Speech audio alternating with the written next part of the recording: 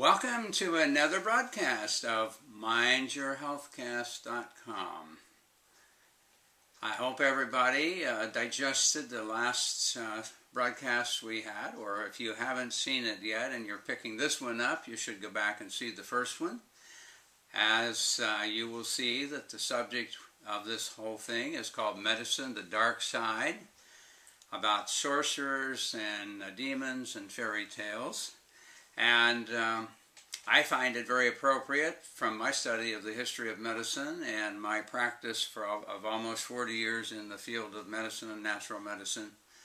I have observed, studied, and learned a lot about current day practices. I have lived on this earth for many years, and as a consequence, I have observed a lot of things. So a lot of the things that I've talked about have come out of my observation of the way that medicine has evolved over the years, how it started and where it has gotten to, and what the future looks like, which at this point is not very good unless there's some major changes. Now, I'm sure that if you've really paid attention, that you'll find that what's happened is that all of the claims of medicine being so scientific and that they are the state of the art, that people are healthier less than they were before. In other words, people are sicker more. They have chronic illnesses, have been on the increase, and some of the regular studies out of medicine indicate that the illnesses that people have today, the bad chronic illnesses, had their origin at least 20 to 30 years ago. Now, see, that is the problem that I have observed, is that when you do something that creates a disturbance in the body, you may not know it today. You may not know it next week, next month, or even next year. It may take several years of this problem progressing without you knowing it, until finally one day it erupts with a set of symptoms that no longer can be suppressed. And of course, I'm convinced, having worked with people and reversed out these type of problems, that that's exactly what happens, that if you suppress things today and you continue to suppress things, that 20, 30 years down the road, you'll have some serious degenerative disease for which medicine no longer can help you. And when I say help you, I mean manage your symptoms anymore, because modern medicine is the management of symptoms. And anyone who doesn't believe that, if you look at any of the studies, if you look at any of the medical journals, whether U.S. or worldwide, you will find that all the research and all the published material indicates that the drugs are being manufactured for the management of the symptoms of some type of problem. And of course, that gets back to the diagnostic thing. And the diagnosis, of course, in most cases is kind of a farce when we get into the fairy tale idea, because a diagnosis is the gathering together of a group of symptoms and giving it a name. Many years ago, way back along the way, when we looked at the field of demonology, one of the key characteristics of demonology is, number one, you believe that people were possessed with demons, and number two, in order to cast out those demons, you had to find out their name, because you had to take control of them by name. And so, in a sense, the modern medical idea of diagnosis is like naming the demon, so that then you can attack the demon and cast it out, and then everything will be fine. Now, that at least in theory is what goes on. In practice, the fact is they don't cast it out. What they do is give you a more powerful drug to cover whatever your current symptoms are, so you feel better. And if there's any fallacy, I guess, that has taken over, and especially in our modern society where everybody's in a rush and everybody has things to do and nobody wants to be bothered or disrupted, they want to be able to go and they want to feel great. To me, the fallacy that's developed out of that is that no symptoms, no disease. But see, that isn't true. That if you have no symptoms, you have no disease. Now, we've covered this before in homotoxicology, but unfortunately, it takes a while before this information really starts to stick. It's one of those things that it's like a whole revising of your way of thinking. And so we have grown up with the idea a speedy relief from every symptom that comes along. It started out with speedy Alka-Seltzer many years ago. And it was cute, and there was this little character that was created, and everybody thought it was funny to hear him sing and talk about speedy relief. And that kind of summarized, I think, the attitude that no symptom, no illness. But of course that isn't true. In fact, cancer is a perfect example. It starts in your body many years back and continues to progress, and you never know about it as a rule until it finally gets so bad that now you're having a lot of symptoms, or in some cases no symptoms, but at some point it gets discovered. And usually at that point, it's progressed way down the road, and regardless of the diagnostic techniques that have been developed, most of those really don't find the problem, and a lot of them actually create the problem. And we don't really have time in this particular broadcast to get into some of those issues. We've alluded to them before, talked about them a little bit, but there is a lot that you really need to know to see the big picture. So getting back to the diagnostic thing, see, to me that's one of the sorcerer kind of demon fairy tale all combined, is that once you diagnose something, everything is great. But when you look into the so-called diagnosing, you find in most cases it really is not a diagnosis. It's the picking of a symptom and calling that a disease, and making that the diagnosis. For example, if you have tonsils that are inflamed and you go to the doctor, he's going to probably tell you one of two things. Excuse me. He's either going to say you have tonsillitis, or he's going to say you have strep throat. Now, if you analyze those, and I suppose this is a good time to do that, and take it apart, what does it really say? Okay, is tonsillitis a disease?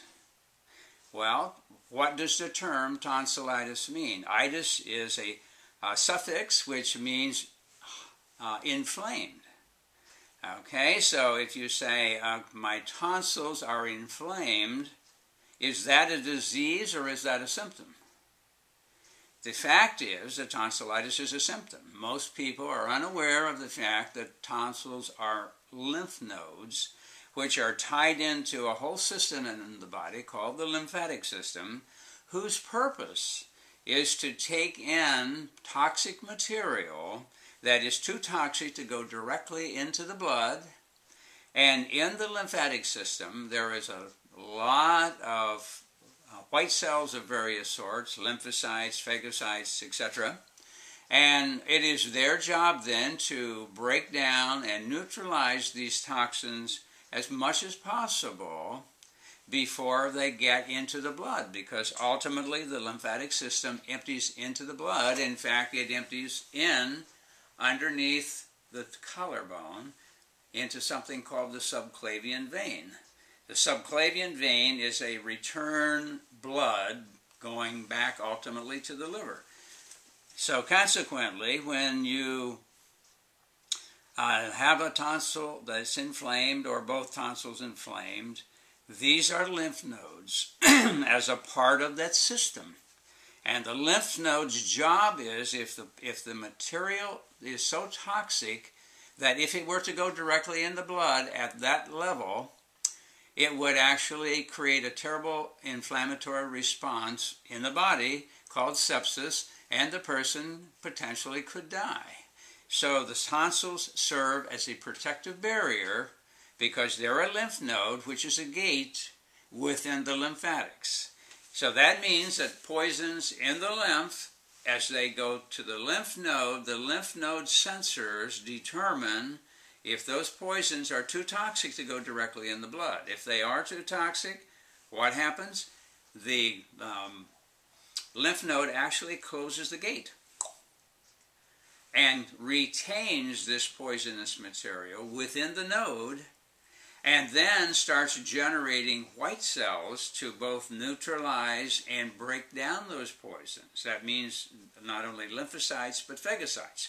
Now, lymphocytes are the ones that create and carry antibodies which neutralize a toxic material, and the phagocytes are the white cells that digest and break down that material once it's neutralized.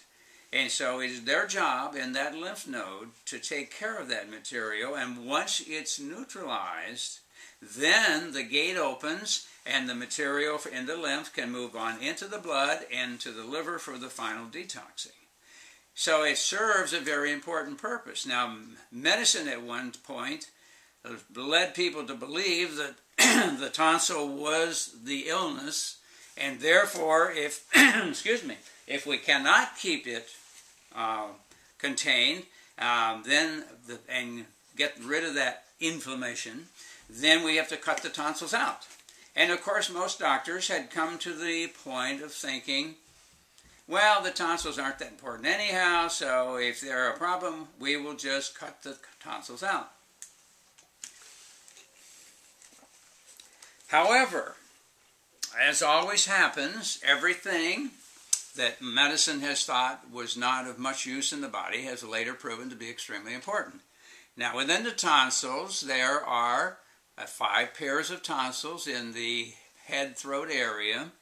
Most people don't know that. It's called the Waldeyer's tonsillar ring, discovered by a doctor by the name of Waldeyer. And what happens is that the 2 tonsils that most people see when they look in their mouth to their throat, those are the palatine or palatine tonsils, depending on how you want to pronounce it.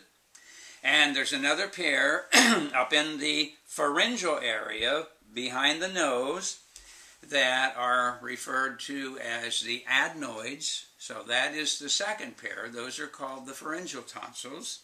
There's a third pair under the tongue called the lingual tonsils, and a 4th pair near the ears called the tubal tonsils, and a 5th pair down deeper in the throat called the laryngeal tonsils.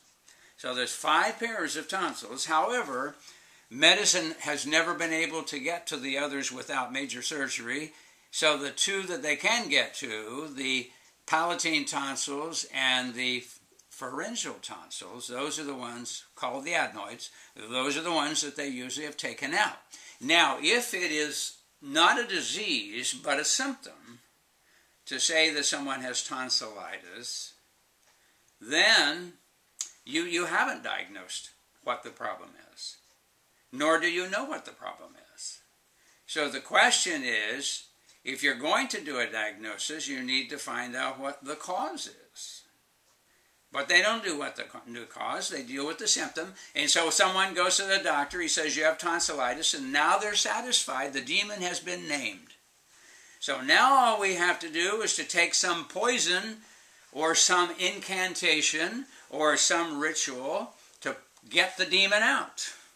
And then all is well. So we can't get the demon out of the box, being the tonsil, we just cut the tonsil out. Throw it away. Now we've gotten rid of the demons because it's contained within the tonsil, because the tonsil was the problem. However, the tonsil was not the problem. The tonsil was doing what it's supposed to do. The question is, why is it having to inflame? Now, how many people ever stop and think of that? They just accept, oh, well, I have tonsillitis. You don't.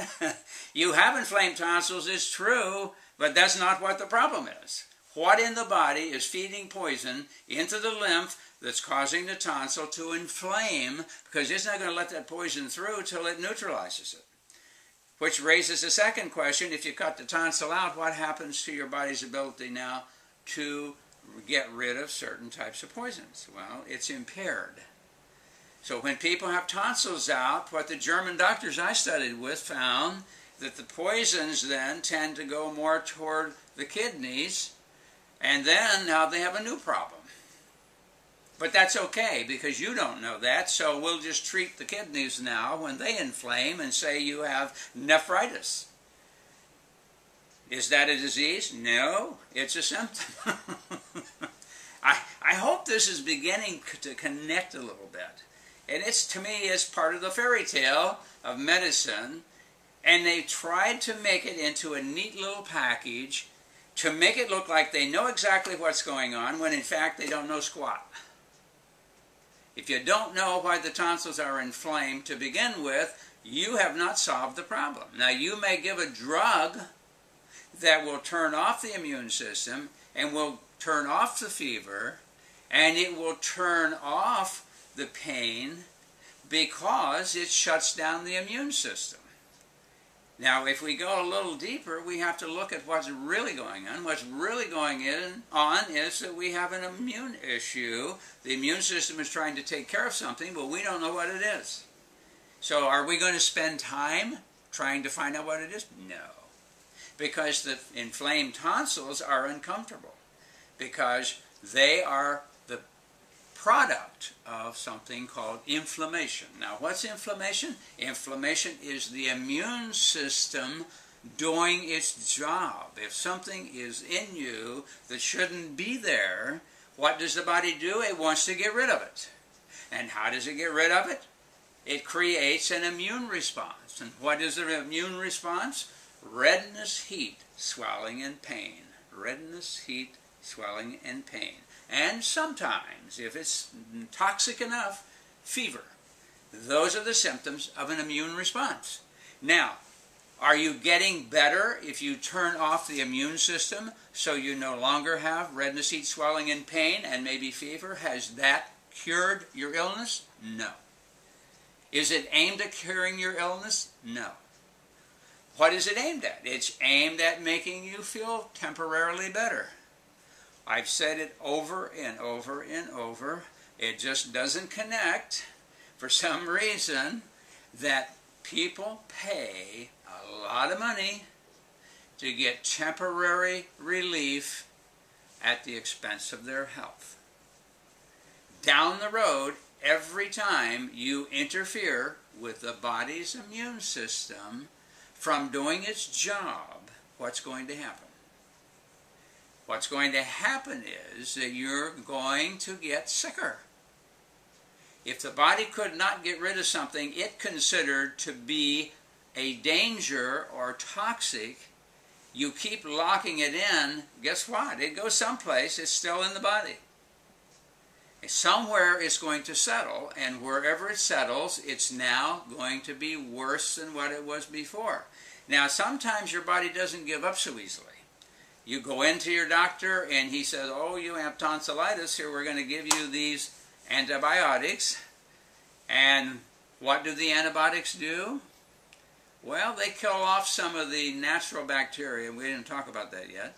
They kill off some of the natural bacteria, and they shut down the immune system. So they help get rid of the redness, heat, swelling, and pain. And if you have a fever, they can give you another drug that turns off the fever process. Could be aspirin, could be Tylenol, could be any of these type of drugs, but they just turn off part of the immune system that generates fever. And why do you get a fever? It's an immune response to accelerate metabolism, and if there's a virus involved, they begin to fall apart under heat. So that's part of the body's natural immune response. So if you have picked up something such as a virus, and your body is wanting to get rid of that, what happens if you shut off all the immune response? You're going to feel better. Are you better? No, because whatever it was is still there. But we don't want to be bothered having to find out what it was. Really, as long as we can give it a name and we can treat the name, everything's fine. At least that's what people think. But in the long run, it isn't true, and it isn't fine. Now, of course, the other one which I mentioned, which many times, I don't know how many times people come in, well, I had strep throat. Well, you did. Well, how did they determine you have strep throat? Did they do a throat culture? No. The doctor looked at it and says you have strep throat.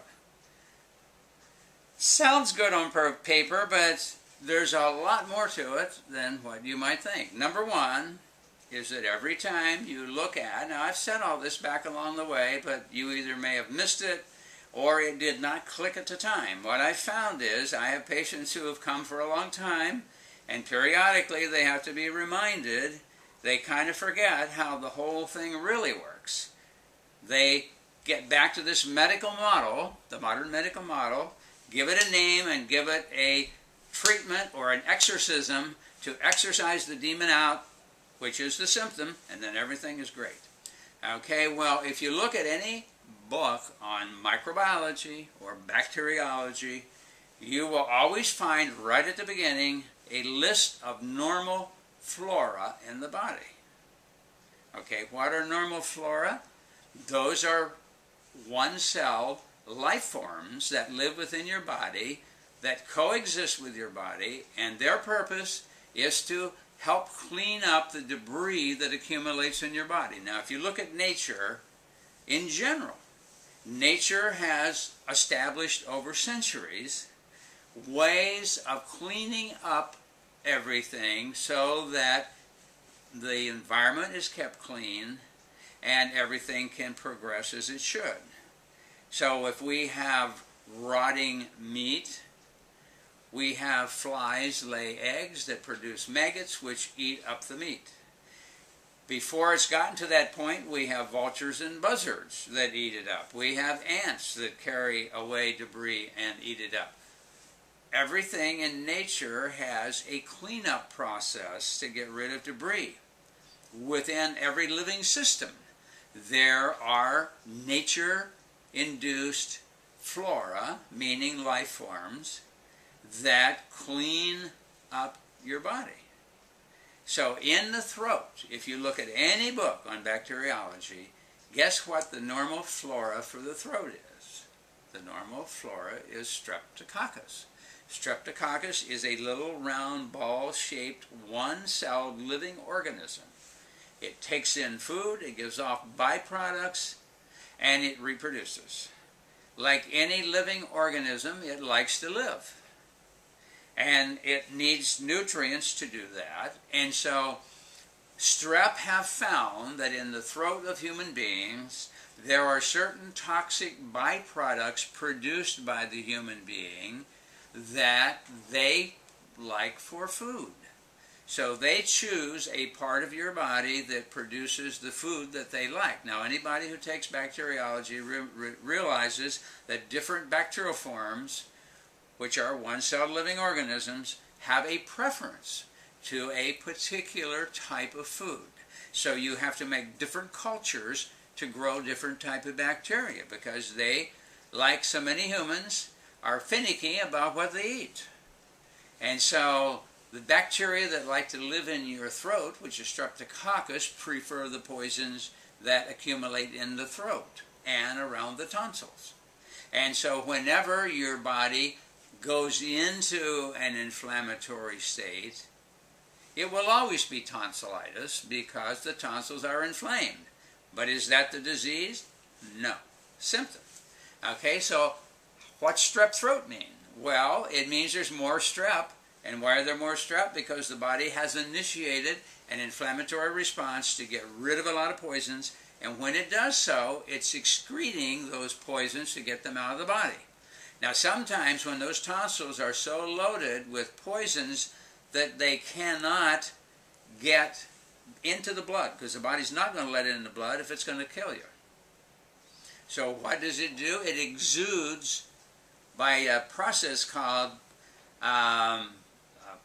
pico process, or Pinot process, which means it pushes the molecules through to the surface of the tonsils.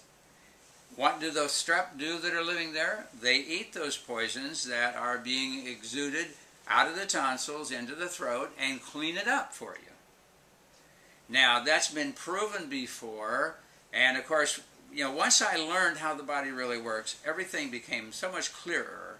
And instead of thinking you've got all these little things here, there, and somewhere else, it's all part of a big picture. Once you understand the big picture, it all begins to make sense. Okay, so here we've got the strep living there because they prefer those poisons that are being produced there. So now, do you have strep throat? Well, of course, you always have strep throat. Anytime you take a swab and swab the throat and put it on a culture plate, you can grow strep from the throat. It's always there. And the only time it wouldn't be there if you took a huge amount of antibiotics that killed it all. But then, now you would lose what the strep do, which is get rid of those poisons. So your throat would be exuding and flowing a lot of times with all kind of gooey stuff that the strep did not eat up. But they do eat up when they're still there. So they're not lying when they say you have strep throat, but you have it all the time. And I had a conversation with a researcher from one of the pharmaceutical companies. And as we were talking, I said, I'm always hearing about strep throat.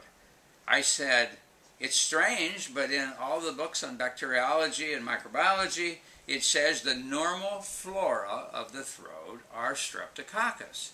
And this researcher said, that's correct. And I said, well, if they live there all the time in harmony with your body, why would they ever attack you? He said, we don't know. Now here's a company who's making poisons to kill out strep via antibiotics, but they don't know really why they're doing it. Because they're paid to do it, I guess. But they do it. They don't know. Well, the fact is the strep never attacks you. I said, well, why are they going to attack you? If they live in harmony with you all this time, why would they suddenly attack you? Well, we don't know. We don't know. Well, they don't know because they don't attack you. They do the same thing they always do, which is digest the poisons that accumulate in the throat. Now, I'm taking a lot of time on this because it kind of covers the whole thing of sorcerer, demon, and fairy tale, because it is a fairy tale. Now, why doesn't Staphylococcus live in your throat? It does live in your body. Staphylococcus aureus lives in your nose, and Staphylococcus albus lives on your skin. It's there all the time. So you say, oh, you got a staph infection. No, you don't have a staph infection. The staph is always there, the same as it's in your nose. Now, the staph they do not like the poisons that accumulate in the throat. They like the poisons that accumulate in the nasal area and the sinus area. So staph lives there as a normal flora. So every time your nose gets irritated, you say you have a staph nose. You say you have a strep throat. Why wouldn't you say you have a staph nose? Anyhow, it lives there all the time. Now, you can take antibiotics and kill it off, but they're one-celled living organisms and they like to live the same as you do. So what do? They form resistance. And now we say, oh, well, we've got antibiotic resistant or penicillin resistant or whatever organisms. Well, of course, because they want to live. And once they genetically adapt to not be affected by a particular antibiotic, it not only is passed on to all of their family, but pretty much a lot of the family in general of bacteria. And so this whole idea of resistance has come about because we over-medicated with antibiotics when it really wasn't needed. Now, I know of a study that was done in England at the Royal Homeopathic Medical Hospital. Now, homeopathic medicine is still alive and well in Great Britain. The Queen of England, for years, you've probably maybe or maybe not seen articles before where the Queen always, when she travels, carries a what's called a travel kit of homeopathics, of things that in case she gets something along the way, food poisoning or whatever, she has homeopathics that help the body to do what it wants to do, which is to get rid of it. Okay, so the whole process is that they decided, okay, let's do an experiment with this strep thing. Okay, so somebody comes into the hospital and they take a culture of their throat because they have inflamed tonsils. Now, they could have just said you have tonsillitis and given them antibiotics and sent them home. But no, they want to correct the problem and they want to help the body correct the problem.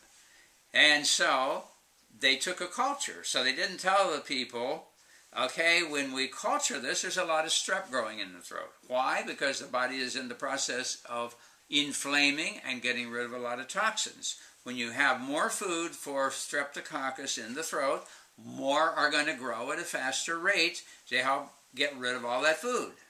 And so this is what they did. They took a culture when they first came in and did a count. And you can count, do what's called a colony count in bacteriology. With a microscope, you can look in and you can count and get an idea how many per square in the field you're looking at in the microscope, and use that as a baseline. So did they give them antibiotics? No. They gave them a homeopathic preparation that accelerated the body getting through this inflammatory process. They weren't trying to kill strep, because homeopathics don't kill strep. What they were doing was helping the body get rid of or accelerate the process that was going on. So they help get it out. They go back a few days later. Everything is normal in the person. They take a new culture, and the strep colony size is reduced again back to the normal background.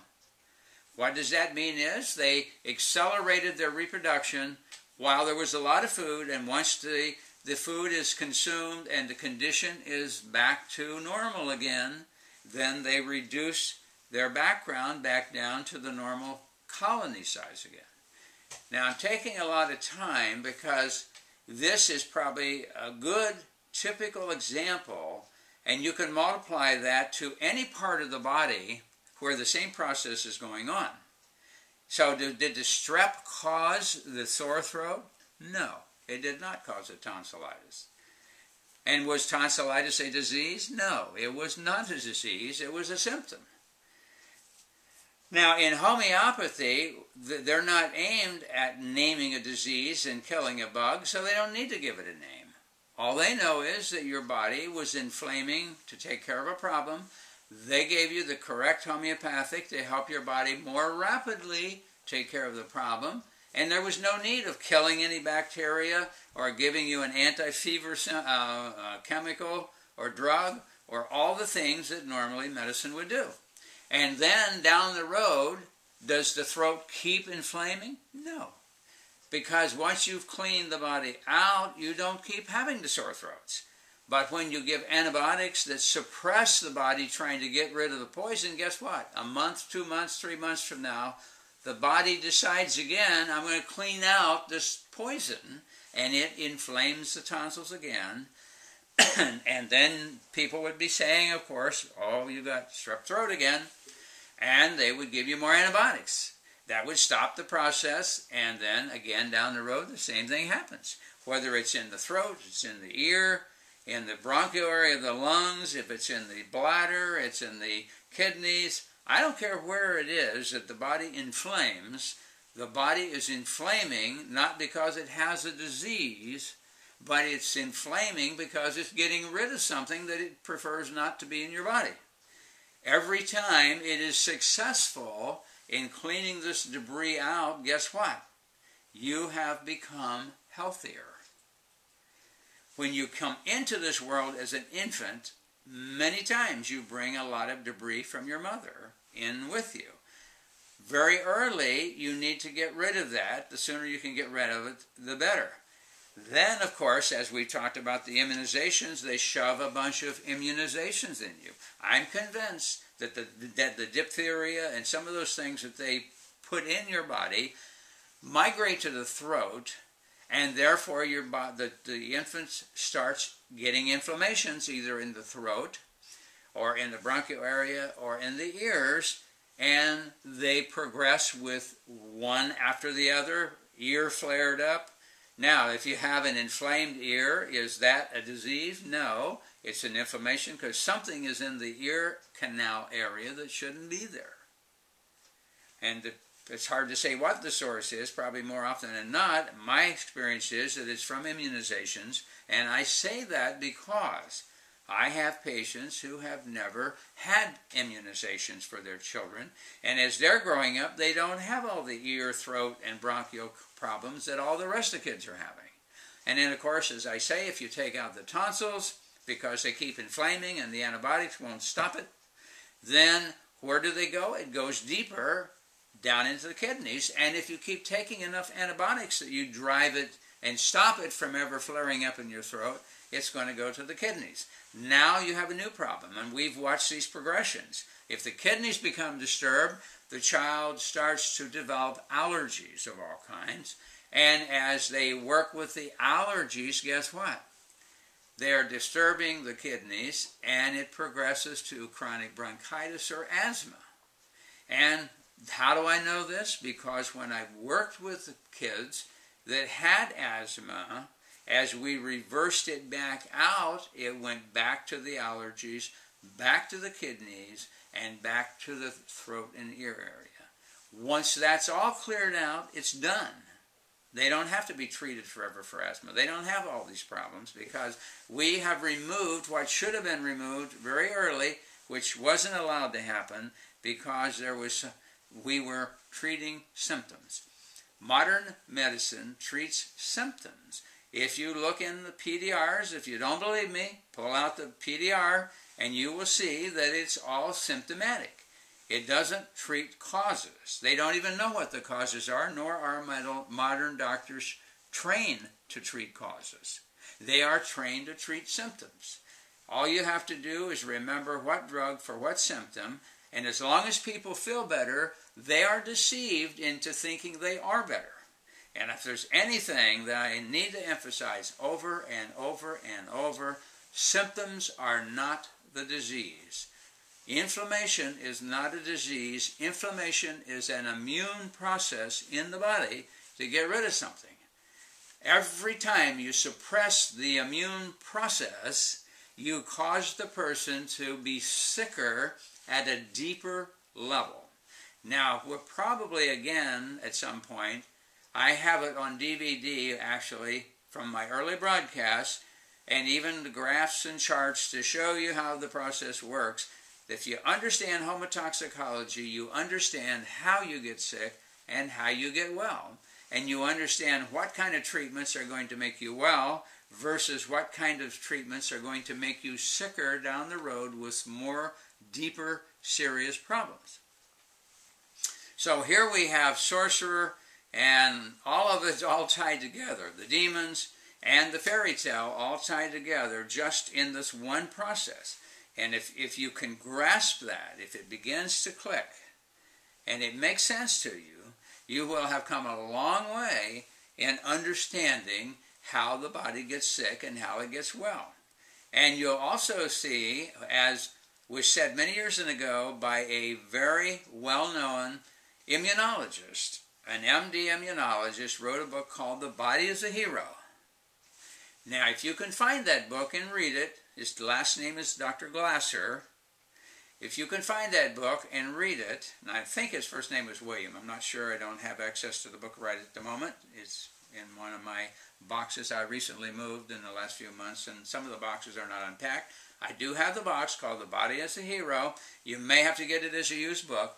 But he tells how the abuses of antibiotics have created all kinds of problems. And this guy is not just an average MD. He's actually a consultant, or he was at the time, to the World Health Organization, and he says there may be once or twice in a person's life that they might need an antibiotic. Now, there's a lot of mites there. He said might be once or twice in a whole lifetime that you might need an antibiotic. When would that be? Let's say you're in a terrible accident, your body is all broken up, all kinds of dirt and garbage has gotten into the tissue, and your body is weakened, and you need temporarily to kind of calm it down till the body has a chance to repair and then clean itself out, then yeah, maybe an antibiotic. Or maybe somebody who's 99 years old and on the deathbed, and it doesn't look like they're going to recover, and they're having a lot of inflammatory processes, but it will probably make no difference at this point in their life. Maybe to give them some comfort, you can turn off the symptoms. That's called palliation. When you turn off symptoms, you palliate. You don't solve anything. All you're doing is controlling the symptoms so the person feels better. That is what modern medicine predominantly is palliation. And if you learn anything out of what I'm saying is, number one, the symptom is not the disease. And of course, you really understand how bad it is when you get certain terminologies that are used and you accept it as a diagnosis. For example, we talked about AIDS. We did 3 broadcasts on AIDS. And to maintain the fallacy that HIV causes AIDS, they had to create a new disease category for all the people who were dying of AIDS who did not have HIV. And so they came up with one called ICL, idiopathic CD4 T lymphocytopenia. Okay, now the giveaway of that is the very first word. Now that's a diagnosis. ICL, idiopathic CD4 T lymphocytopenia. Okay, that is a diagnosis. Now, what does the word idiopathic mean? The very first word. Idiopathic means we have no idea of the origin. When it's idiopathic, we know it happened, but we don't know why. And they can't call it HIV because there was no HIV found in the person and no antibodies against HIV found in the person. So they didn't have HIV, but they died of AIDS. So if they left the people diagnosed as AIDS, which is acquired immunodeficiency syndrome, if they left the person diagnosed with that, it would put a hole in it because the germ theory, one of the postulates, which I read you before by Koch, what's that postulate? That the organism has to be found in the person with the problem. Okay, so if you couldn't find HIV, then you couldn't say that their AIDS was caused by HIV.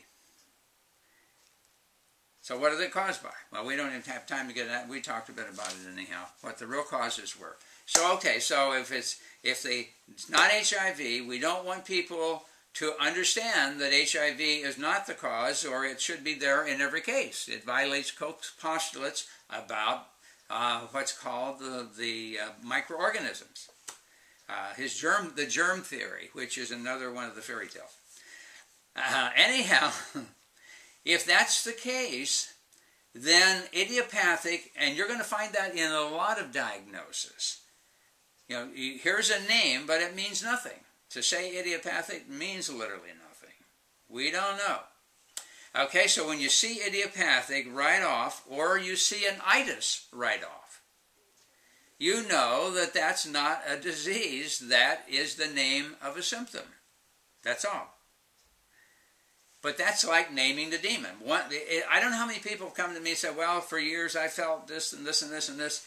And finally I went to this one doctor, or I went to Mayo Clinic, or I went here or there, and they finally said, here's what you have. And so they told me what they were told. And I'm saying, and they said, well, now I feel better that I know what I have. Of course, they told me it's incurable. But now I know what I have, so I don't feel so scared. It's as like we're afraid if we have something going on, we don't know what it is, it scares us to death. But if somebody says, oh, well, here's what you have, and then you say, oh, well, fine. But unfortunately, there's no cure for it. Well, anyhow, it only illustrates what I'm talking about. When you get the itis is when you get the idiopathic this or that, and there's a bunch of them. Or you get an osis. An osis means that it's deteriorating, but that doesn't tell you anything why. You could have tonsillosis, which is a degeneration of the tonsils. But that's not a disease. That's a condition or a symptom. Why are the tonsils degenerating? Who knows? But it's not important. We have something that's going to make you feel better, so don't worry about it. Many years ago, when all this chronic fatigue thing was coming along, we had all these people who were saying they could hardly function, or they're bedridden, and then they have all these symptoms. And so somebody came in to see me. And of course, we were seeing this way before medicine ever would acknowledge there was such a problem, because they kept saying it was all in the people's head, there was no such thing as chronic fatigue. And finally down the road, it finally got a name. But anyhow, the one person came in, I still remember, and they said, you know, we're really waiting because one of the pharmaceuticals has announced that they are working on something that could be very helpful for people with chronic fatigue. In fact, they have it in studies in Europe right now. And so they had written down what it was, and of course, when I looked at it, it was the generic for Prozac. Now, what's Prozac? Prozac is a serotonin reuptake inhibitor, actually selective serotonin reuptake inhibitor, and SSRI is what they're called for short. What does it do? It keeps the serotonin from being broken down in the synaptic cleft between two neurons so that it keeps stimulating the serotonin receptor sites. And what does that do? It gives you a brightening of your mood, but it does nothing for you as far as your health is concerned. And so sometimes Prozac is referred to as a mood brightener. Well, anyhow, I've mentioned before, I don't know if some of you have not ever heard the broadcast, but we're talking about the fact that the company who put out Prozac many years before that had put out another experimental drug that they hoped to get approved to go on the market for people, and that experimental drug was called LSD.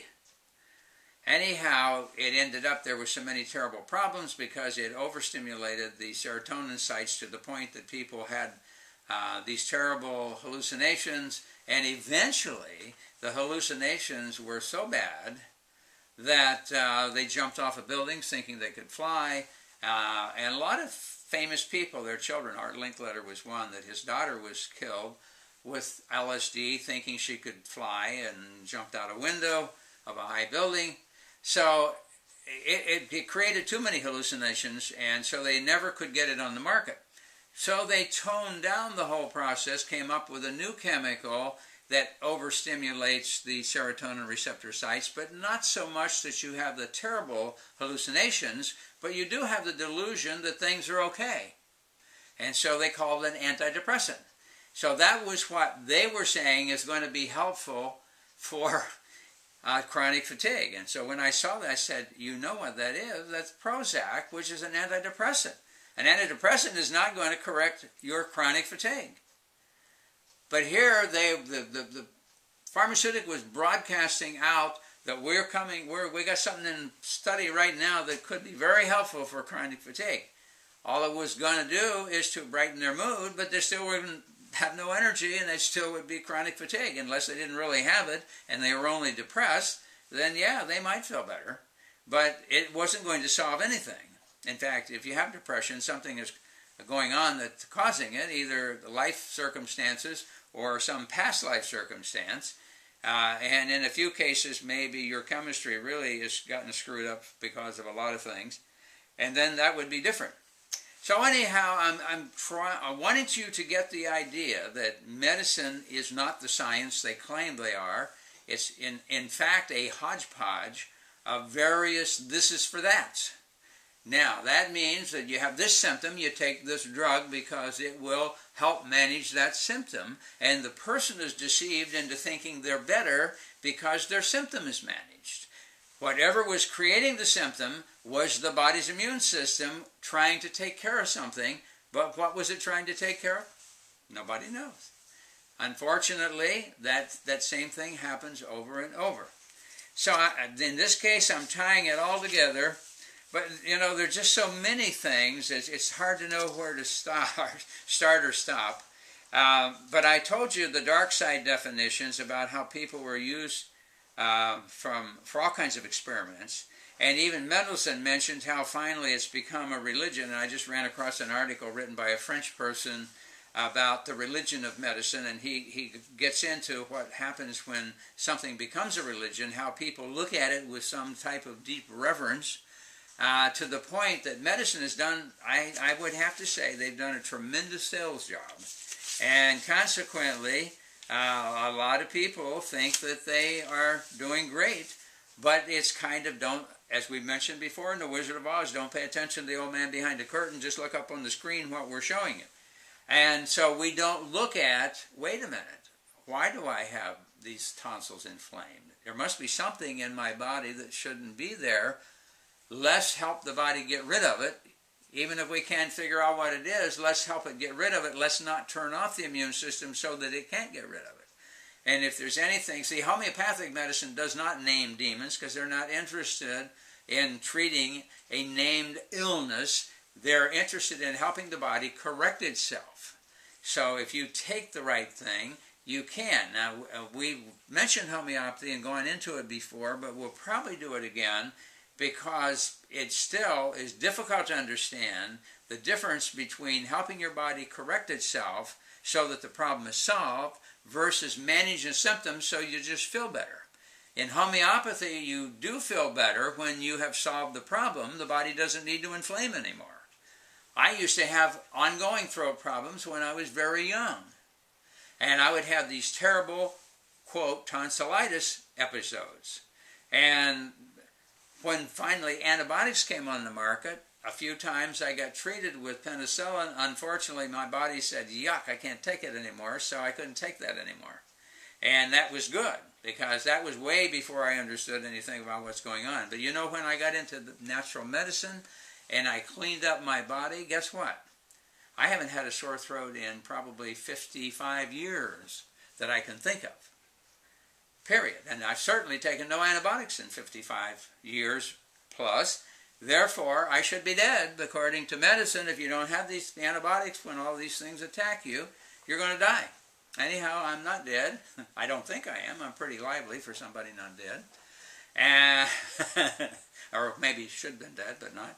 Anyhow, you don't need it, and I think that Dr. Glasser was right when he said the body is a hero. The body has to take care of things, even if you take antibiotics. If your body gets well, it's still your body going to have to do it. It is not going to be the antibiotics. And the antibiotics leave residues, and they have adverse effects. They keep your body from correcting itself, and some of them actually have some severe ones, like some could destroy your hearing, some could actually even be fatal. And many people can go into an anaphylactic shock because they react to it. Like the penicillins especially, they had to develop others because people started reacting terribly to having this foreign mold put in your body. Because, you know, penicillin is made from penicillium, which is a mold. And so some people, after a while, their body says, yuck, I don't want that. And it reacts. So they become resistant to that antibiotic because it tries to get rid of it. It inflames. And in a few cases, some people have died from it because their body just was overwhelmed with an anaphylactic type reaction. So at any rate, I hope just that one illustration that we've given you kind of ties this all together. Now, unfortunately, we're almost out of time, and we didn't get to where we should have gotten. And my producer-director is going, oh no, not a third. But I'm afraid we're going to have to, because we didn't really get through all the sorcerer stuff yet, but I will throw this in. You know, I say sorcery because of one or two or three items. Number one is, you know, the sorcerer, getting back to the demons, and it all ties together. If you've got a demon in you, the sorcerer has to some way give you an incantation or a potion to help you get rid of that demon. And so when you look at the word that was chosen by medicine, and I'm sure they weren't ignorant in choosing it, they chose the word pharmacy, which comes from a Greek word that goes back for centuries, pharmakon. Pharmakon, when you read the definition of it, it says that it's sorcery, making use of potions to control. Now, I'm sure that, as I say, medicine didn't just out of the blue grab onto that word. They chose pharmacy very carefully because it specifically denoted what they were doing.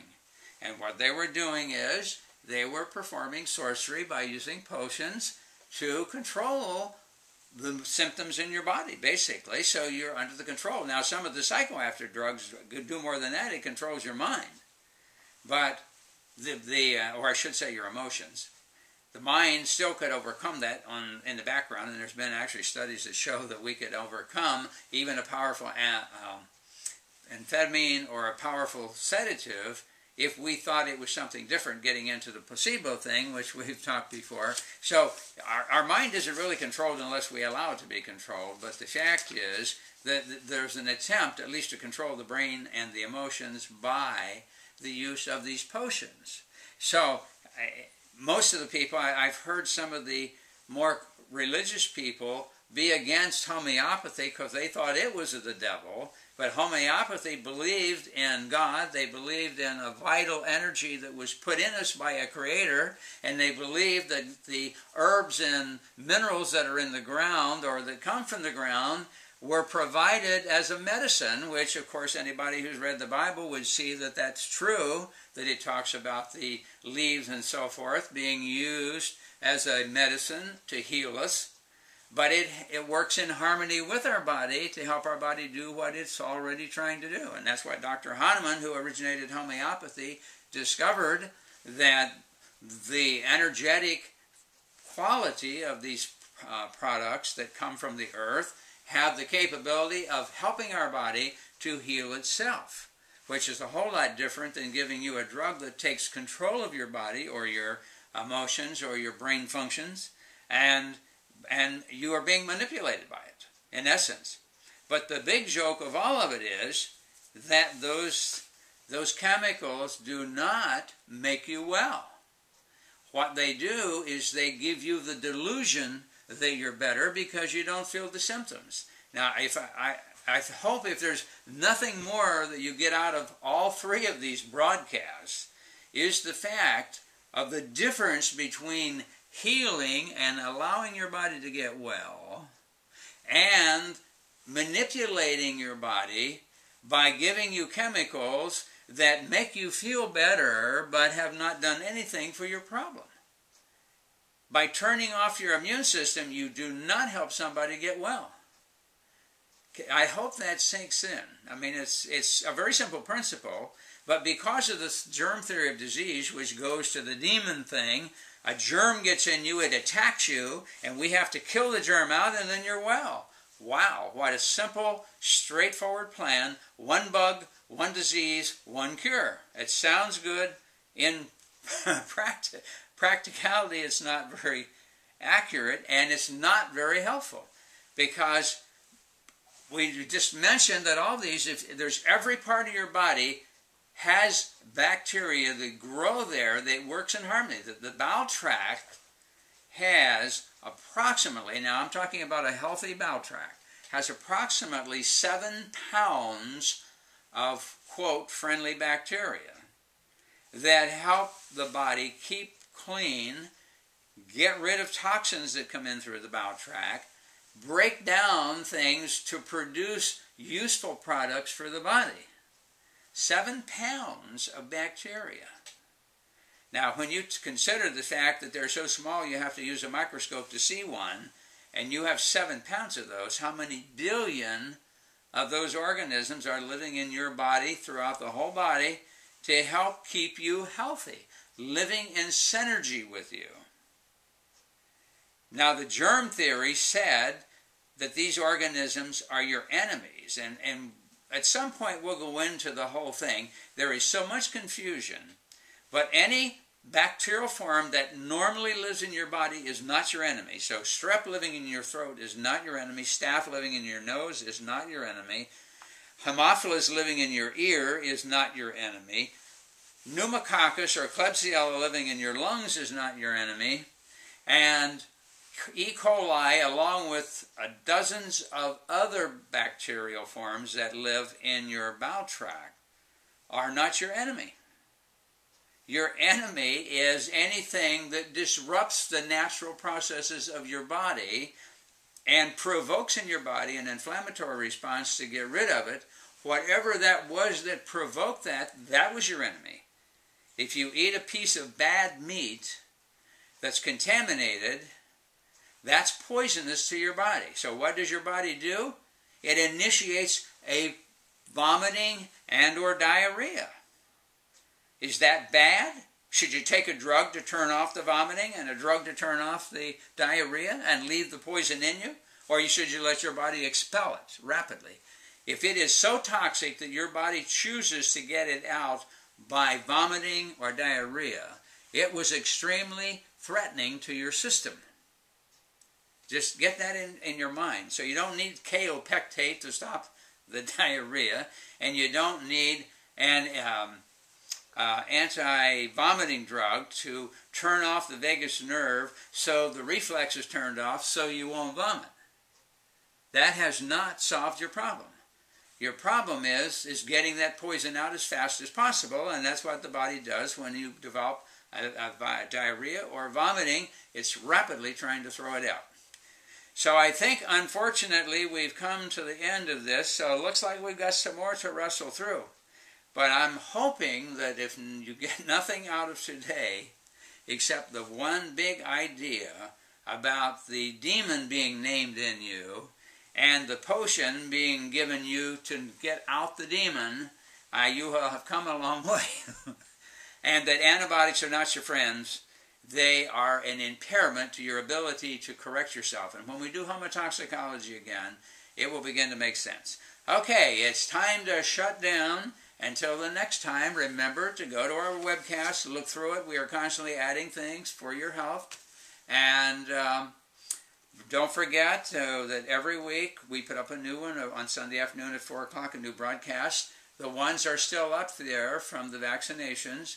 And the first one of this broadcast is still up. Now this one's up. All of our previous broadcasts over the last year are available from our website on DVDs. So somewhere down the road we'll probably work out all kind of deals. In fact, we've had a few people buy every broadcast, the DVDs of it, because they wanted a library of information. And I'm giving probably one of the best courses you could get in natural medicine in these broadcasts.